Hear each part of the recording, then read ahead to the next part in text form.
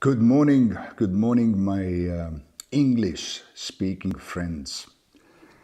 One of them, Maria from US, just commented one of my videos and said that she would wish I had subtitles, English subtitles there. I do short videos, devotionals. As a matter of fact, I read the Word, and as I do every day, whatever I get that day, I share right away and speak it to YouTube. So it's a fresh thing, but I don't do those in English mostly. I do those in Estonian. So as a favor to Maria and hopefully others who would, enjoy it, I want to do one in English today and maybe in the future as well, try to do as many as I can. Now, I am in the book of Luke, and I'm here, just finished my breakfast, so I still have my coffee. As a matter of fact, this is an American cup for those of my American friends. I'm sure this was given to me in the States, United States of America. Beautiful. I love the country of America. It's just been a blessing to me. God really connected me with that nation years ago, 1992 to start with. I was there first time, and since then I've been 30 and more times to US. It's been a blessing. So I may have a little cough every now and then, but I went through this COVID-19 about 3 weeks ago. It was actually tough fight. But the Lord saw me through, praise God. Now, I was in the book of Luke, chapter 19. And let me see if I'm at the right place here. Yes, I am. And I was reading through Jesus talking about Jerusalem and the top clergy and spiritual people of that time, priests, Pharisees, Sadducees, not recognizing Jesus as a Messiah. And Jesus finishes that little report with the verse 44 saying, "Thou knowest not the time of thy visitation." Now that word time there is the word kairos, which most of you of course know means an opportune time ripe for something, a season of doing something that is ripened for that particular time frame. It's not going to last forever. It's there for a moment, if not seized, that will pass. And I want to talk a little bit about opportunities. I think we don't recognize sometimes God's given opportunities, and we're not ready for them. Years ago, I remember I was looking for a job and not really looking for it, but I was kind of considering to do something that would bring more income, and I was already pastoring and struggling financially there. And I was going through the paper, and there were these ads for to hire people. They needed a director or CEO for that, and they needed a high-end accountant for that, and different positions. And I was just looking at all of them. And I kind of felt confident that I would be capable of doing some of these things. Probably overestimated myself, I'm sure, but I couldn't grab hold of any of these opportunities because I wasn't ready for them. I was not prepared. And preparation, I think, is a very strong prophetic thing, proclaiming that your opportunity would come. I think opportunities come to all people. but those who are prepared can grab hold of them. I remember years ago, the year was then 1990. I had just gotten saved. I was fired up for the Lord, went to a conference. There were some Swedish speakers, and at that time, I think about 600 people flocked to that conference, maybe more. We were all so excited. I was at the high school at my last grade, and I had not been really studying hard before. I was just fooling around, playing around. Then I got saved. Now I was turned on to the Lord, never had really time to study either. I was just reading my Bible, going to church. So when I was there at the conference, they decided to translate directly from English to Russian, because so many Russian people had come up. And I remember I was there 3 days, couldn't really understand any of that powerful conference. But the Lord spoke to me during that time and said, start to learn English. Now, I was learning English at school, but I wasn't learning any of that because I knew nothing. And after graduating my high school, I took all the books back to the library. And when I did give them back, I said, by the way, can I borrow a few English textbooks for the summer?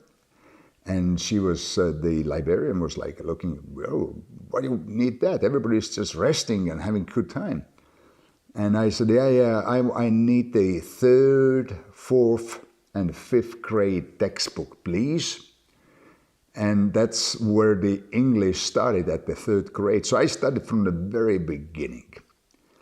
And it is amazing that during Soviet times, you could just go through school and not learn some of these subjects at all. And I knew really no English at all. So I needed to start from the very beginning, very beginning. And then I began to memorize words.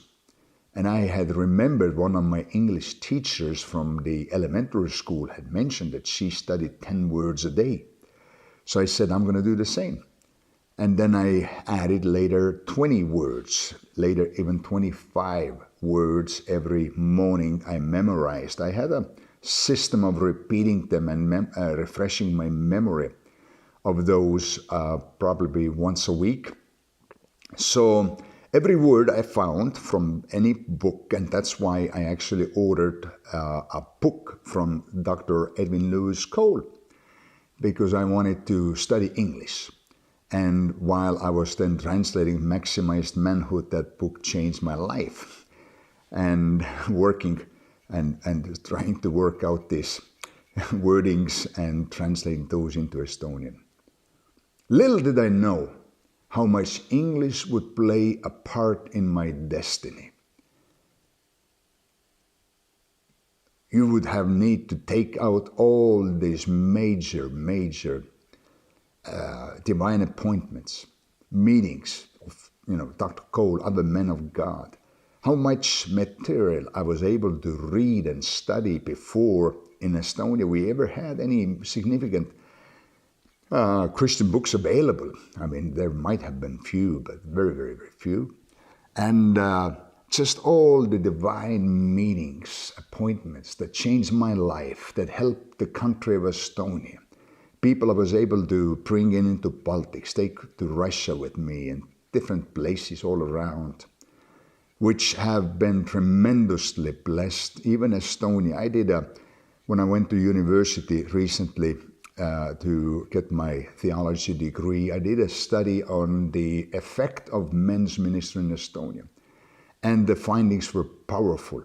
Now, about 20 years after we started, and of course, that hasn't been as maybe prevalent as it was back then, but still lots of men and their wives, families were confessing, witnessing about the changes happening in their families, in their life, how the man had become different, keeping his word, being a man of covenant, much more loving, much better father, And I think men's ministry had a tremendous effect here in Estonia, still does.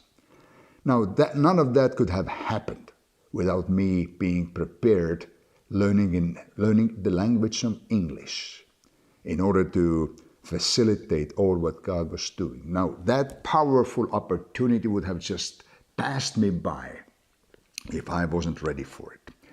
Now, life, I think, is a cycle. Not like let me have a sip of coffee here. And I don't want to be too long, but just a few things I want to share more. I think life is not a line from A to B. I think life is a cycle. I don't mean reincarnations and all of that, though we don't believe that, of course, as Christians. Bible says differently. But cycle signifies of different conditions returning again. At this point, you were able to sow, and then came fall, and whatever happened there with the seeds and the growing of these plants, something failed and didn't work out. But the good thing is, life presents new opportunities to sow again. So next spring, you can try again. You may have failed in your marriage. You may have failed in business. Health-wise, different things happen. But the good thing is that it's not the end of the story. And you can try again. You can do it again. Because after a certain amount of time, life presents those moments with special conditions, what Bible calls kairos times, where you can do this again, where there are mature, this season has matured to the place where you can do this thing again. And that makes life exciting, I think. Now, many people don't recognize opportunities because they come in overalls and they look like work. Edison said that. And I think that was the problem with those people there. Jesus was among them, and they didn't recognize it was Messiah. And I think everything in our lives come not as it will be. So we look at what it is now, not knowing what this will look like in the future, and we reject it. I think even in relationships, and I've done that, so I recognize that. Oh, this doesn't look like what I prayed for. This doesn't look like what I dreamed about. Well, give it 10 years, give it 5 years, work at it. One of my friends who live in Finland, I talked to her, they've been married 28 years, and she said, I have the best husband I could ever pray for. I would never find a man like this. And she said, this is not like a old statement. This began to be able to do, I started to be able to say that just recently, just maybe in a few last years. It has been taken all these years to mold, and I mean, these two were very difficult partners anyway. He came from prison, and I mean, she had her problems, but see, so many times they had to give up, just go their own different ways, but they kept at it. So nothing today is as it will be in the future. Everything God gives is not in the final form. You need to work at it to make it look like your dream actually is today. And so many people, I think, myself included, sometimes do not recognize these godly opportunities. One girl I met in the States years ago, she was single, she wanted to be married. And later she shared with me how there was a man much older than her, maybe about 15 years, who invited her to come to a date. And she was doubting, hesitant. She thought, well, would like to marry somebody around my own age, and that's what many, I guess, women, especially, she was about 35, I think, they want to do. And well, she had her own idea what this should be like. And of course, she did go to that date finally, and found out this was a wonderful man. Today they're married, they are a good team, ministering to the Lord, doing great work.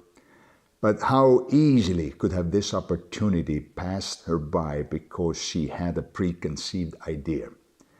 And Jesus was on the earth. He was there in Jerusalem, walking down the paths in Israel, and they just didn't recognize. This was their time of visitation. That was the opportunity. So recognizing opportunities is so important. And I want to encourage you to just keep your spirit keen, prayed up, walking with the Lord, asking the Lord about different things that come on your path. Lord, what do you want me to do? That doesn't look like what I maybe prayed for or even dreamed about, but this may be a seed form thing that needs to be worked at, needs some attention, and one day it will be something that I have thought about even before. So let's be keen to recognize God's given opportunities and seize them and see what God can do with these in our lives.